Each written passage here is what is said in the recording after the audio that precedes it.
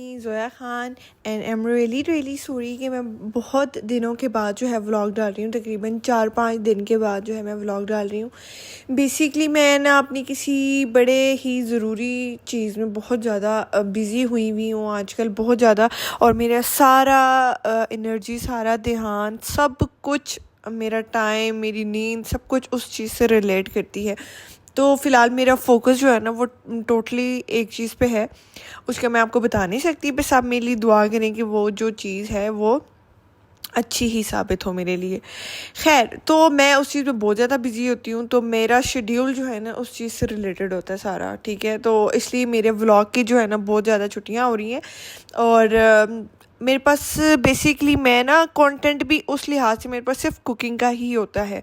तो मैंने ये भी नोट किया कि मेरे जो व्यूज़ हैं ना वो एकदम से बहुत डाउन होने लगे हैं, क्योंकि ऑब्वियसली मैं कुकिंग के ही व्लॉग डालती हूँ और इसके अलावा कोई एक्टिविटी होती ही नहीं है। तो मैंने कहा चलो थोड़ा सा ब्रेक ले लेती हूँ, और इंसान को वैसे भी ब्रेक चाहिए होता है।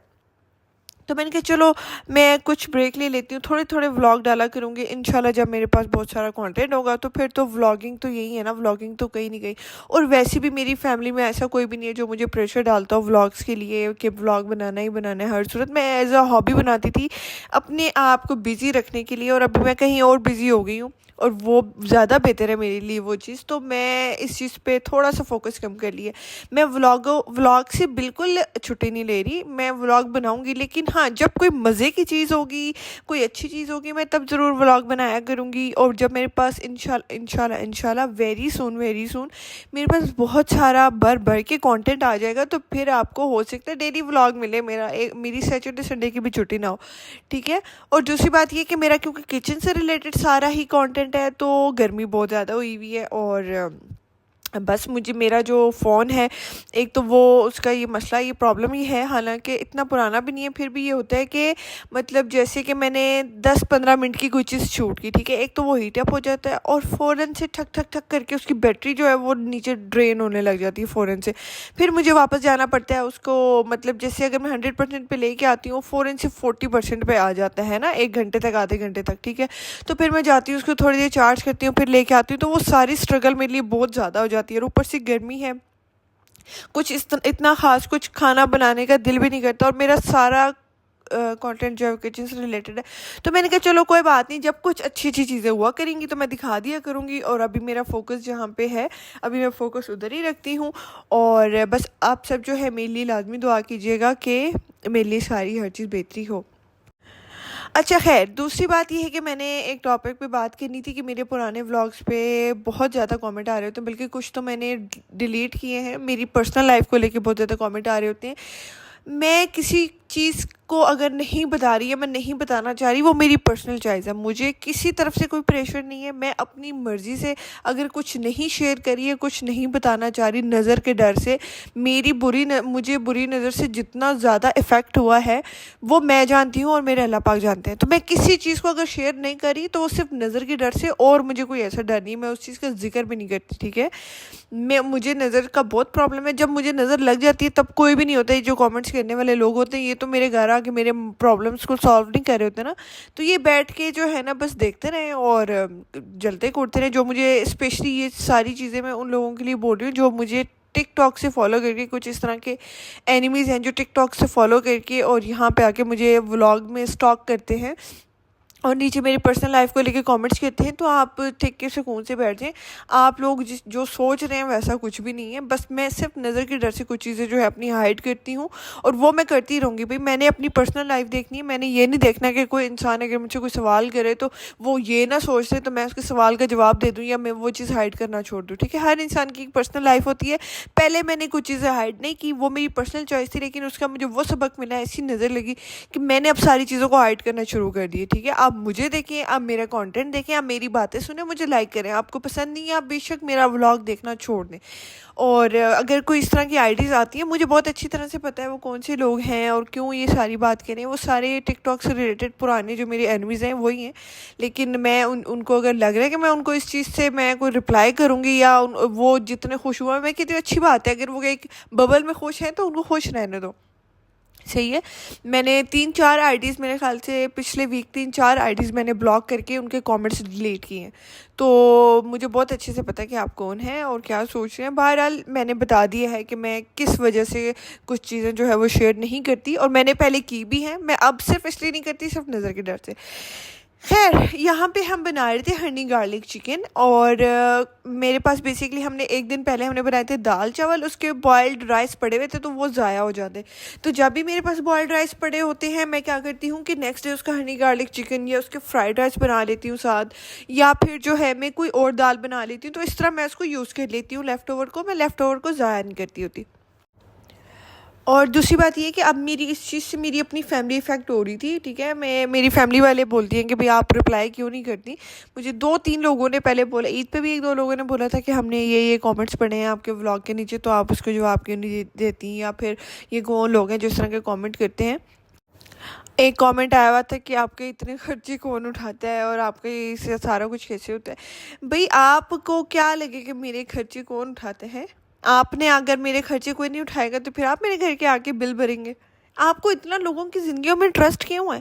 आप ये देखें, जो मैं आपको सिखा रही हूँ आप उस चीज़ पे कमेंट करें जो मैं आपको दिखा रही हूँ, जो मैं आप जो जिस चीज़ का समझा रही हूँ। आप कोई रेसिपी से रिलेटेड कोई चीज़ करें, मेरी कुकवेयर से रिलेटेड, मेरी किचन से रिलेटेड, मेरी ड्रेसिंग से, मेकअप से, जो चीज़ मैं सिखा रही हूँ। आप लोगों को इतना क्यों शौक है दूसरों की गोदों में घुस के उनकी पर्सनल लाइफ में झांकने का? अगर कोई इंसान, कोई बंदा कोई चीज़ शेयर नहीं कर रहा तो कोई ना कोई वजह है ना। जो वजह आप सोच रहे हैं वो वजह बिल्कुल नहीं है। ये अपने दिमाग से गुमान निकाल दे। खैर, मैं बहुत जज़्बाती हो जाऊँगी और मैंने बड़ा कंट्रोल किया हुआ था, लेकिन अब जो है ना, मुझे पहले 1-2 फैमिली मेम्बर्स ने बोला कि हमने इस तरह के कमेंट्स पढ़े तुम रिप्लाई क्यों नहीं करती हो। और अभी कुछ देर पहले मुझे मेरी अपनी फैमिली में से किसी ने बोला कि हमने फिर आपके इस तरह के कमेंट्स देखे, तो आप रिप्लाई एक दफ़ा जवाब दे दो। तो मुझे पता है जवाब देने से डेट लोगों को होना कुछ भी नहीं है, लेकिन फिर भी मैं अपनी तरफ से बता दिया कि भाई मैं नज़र के डर से कुछ चीज़ें बिल्कुल शो नहीं करूँगी और नहीं करूँगी। भाई जब नज़र लग जाती है, जब कोई प्रॉब्लम हो जाती है, कोई हेल्थ से रिलेटेड हमें कुछ हो जाता है, या हम पे कोई वैसे कोई आफत आ जाती है, तब ये कमेंट वाले किधर जाते हैं? तब ये बैठ के चस्के ही ले रहे होते हैं। तो लिहाजा मैंने जो चीज़ हाइड की हुई है किसी वजह से की हुई है। तो बस यहाँ पे जो है, बस इस टॉपिक को आप छोड़ देते हैं, वरना मैं बहुत जज्बाती हो जाऊँगी। अभी भी मेरे कान जो है ना वो रेड होना शुरू हो गए और मेरी चीक्स रेड होना शुरू हो गई हैं गुस्से से। तो बस यहाँ पे जो है ना, मैं 1 डे लेफ़्ट ओवर जो बॉयल्ड राइस थे उसके मैं बना लूँगी फ्राइड राइस। और बस इसमें इसको ऐड करके मैंने छोटी-छोटी सब्ज़ियाँ काट ली, गाजरें काट ली थी और शिमला मिर्च काट ली थी, और एग को थोड़ा-सा पहले मैंने फ्राई कर दिया था। बस यहाँ पे जो है ना, मेरी जल्दी से फ्राइड राइस जो है वो रेडी हो जाएँगे। साथ हम हनी गार्लिक चिकन के साथ मज़े से खाएँगे।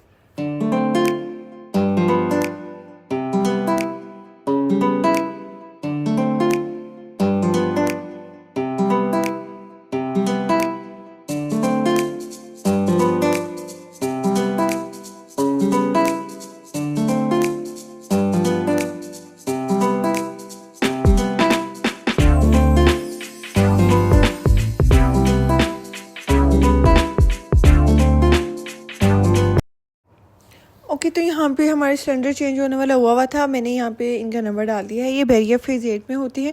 कोई भी मेरा प्रॉब्लम हो, कुछ हो, तो ये बहुत ही ज़्यादा जो है ईमानदारी से काम करते हैं। इन्होंने मेरा जो चूल्हा था वो भी इन्होंने फ़िक्स करके दिया था, और बहुत अच्छा काम करते हैं। अगर कोई बैरिया फेज़ 7 फेज़ 8 वाली साइड पे रहता है तो ज़रूर इनसे कांटेक्ट करें और इन्हीं से ही अपना जो भी सिलेंडर से रिलेटेड आपका काम है वो आप करवाएं। मेरा पहले चूल्हा काला भी करता था, तो वो इन्हीं भाई ने ही मेरा प्रॉब्लम जो है वो सॉल्व करके दिया था। तो आप जब भी अगर कोई इस एरिया में रहते हैं तो लाजमी इनसे कॉन्टेक्ट करके आप इन्हीं से काम करवाएं। बहुत अच्छे हैं, बहुत शरीफ भाई हैं और ईमानदार हैं। कोई पैसे ज़्यादा नहीं मांगते, और जो है जिस टाइम आप कॉल करेंगे उस टाइम आपको घर में आके डिलीवर करके आपको दे के जाएंगे। ओके, सो यहाँ पे जो है ना, क्या कहते हैं, मैंने शामी कबाब अपनी चढ़ा दिए, और बस मेरा दिल कर रहा था कि आज ना मैं शामी कबाब खाऊं, और ये नेक्स्ट डे का क्लिप है, ठीक है। मेरा दिल कर रहा था कि मैं शामी कबाब और साथ जो है ना पराठे खाऊं। एकदम से ना मेरा कुछ भी खाने का आजकल दिल करने लग जाता है, तो मैं फ़ौरन से बना लेती हूँ, ठीक है। मैं ये सोचती हूँ कि कल को मैं 50-60 ईयर्स की जब हो जाऊँगी मेरे पास दांत नहीं रहेंगे, तो मेरा अगर कुछ खाने का दिल किया करेगा तो हो सकता है मैं वो चीज़ ना खा सकूँ। लाइक मैं चने या इस तरह की कोई भी मतलब सख्त चीज़, तो जब मेरे पास दांत नहीं होंगे मैं नहीं खा सकूँगी ना। तो अब मैंने अपनी लाइफ का एक रूल बना लिया है कि जब मेरा खाने पीने के मामले में मेरा जिस टाइम जो दिल करेगा ना, मैं खा लिया करूँगी, ठीक है। तो और कल को हमें कोई बीमारी हो जाए, कोई शुगर, कोई ब्लड प्रेशर, कोई इस तरह की चीज़ें, तो आधी चीज़ें तो वैसे ही मना हो जाती हैं। तो बस मैं ये नहीं सोचती कि इसको बनाने में टाइम कितना लगेगा, या अभी मुझे बनाना चाहिए, नहीं बनाना चाहिए। मैं फ़ौरन से बना लेती हूँ बस। तो और अपने जो मैंने अपना रोल बनाया अपनी लाइफ के लिए, इससे मैं खुश भी बहुत हूँ। मुझे जब भी जो खाने का दिल करता है, मैं टाइम भी नहीं देखती, बेशक रात के 3 बजे मुझे कुछ खाने का दिल कर रहा है, मैं उस टाइम खा लेती हूँ, बस दैट्स इट। तो बस ये आपने देख लिया होगा मैंने इसमें क्या क्या डाला था। इसको मैंने 45 मिनट का प्रेशर लगा लिया। तो इसका पानी जो है ना, आपने बिल्कुल देखें इस तरह खुश कर देना, ठीक है। बिल्कुल, बिल्कुल इस सख्त सा जो है ना टेक्सचर बन जाएगा। बस यहाँ पे जो है ना, आपने इसको किसी खुली सी परात में निकाल के ऊपर से फ़ैन ऑन कर लेना है और इसको ठंडा होने के लिए आपने छोड़ देना है, ठीक है। जब तक ये ठंडा हो रहा है तब तक आप जो धनिया होता है उसको साफ़ कर लें। इसमें धनिया जाएगा, अंडा जाएगा, और आप नमक मिर्च इस स्टेज पे चेक कर सकते हैं। तब तक आप वो साफ़ कर लें। जब तक ये बिल्कुल ठंडा होता है, मतलब लाइक रूम टेम्परेचर होता है, तब तक आपने वेट करना है, क्योंकि ये फिर थोड़ा सा और सख्त हो जाता है। अगर आप गरम गरम में करेंगे तो वो उसकी शेप ही नहीं बनेगी कबाबों की।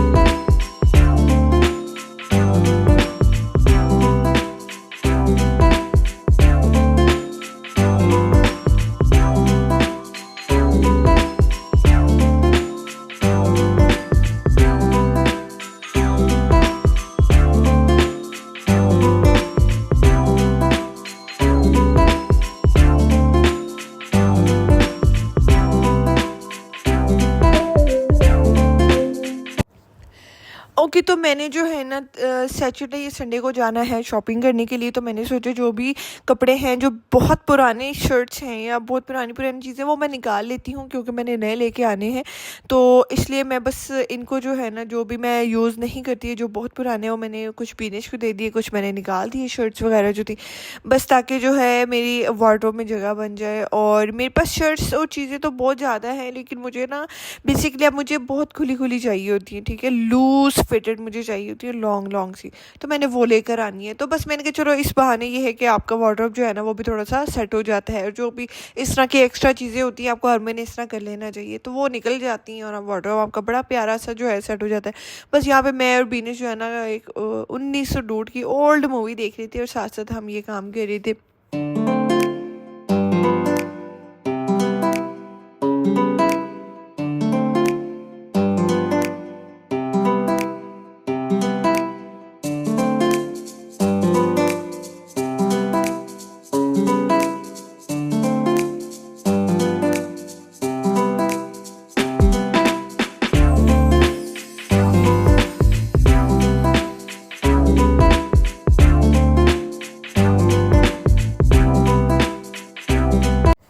ओके, यहाँ पे हम एक और चीज़ ट्राई करने लगे हैं। यहाँ पे हम पिज़्ज़ा की डो बनाने लगे हैं और पिज़्ज़ा बनाएंगे हम पैन में।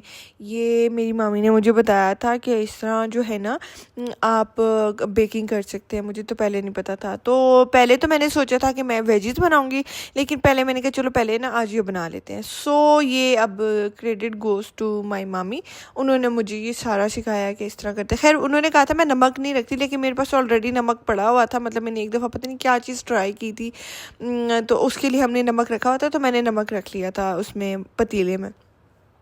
सो डो बनाने के लिए आपने 1.5 कप मैदा लेना है, उसमें आपने 1 अंडा डालना है और गर्म खोलते पानी में आपने ईस्ट जो है वो आपने वो करने के लिए फूलने के लिए रख देनी है साइड पे तकरीबन 15 मिनट के लिए। बस आपने सारी चीज़ें इकट्ठे डाल के और गूंद देना है। इसमें 1 टेबलस्पून चीनी जाएगा और पिंच ऑफ सॉल्ट, थोड़ा सा नमक जाएगा, ठीक है। बस उसके बाद जो है ना आपने इसको मज़ेदार सा गूंद लेना है और थोड़ा सा ऑयल भी डालना है।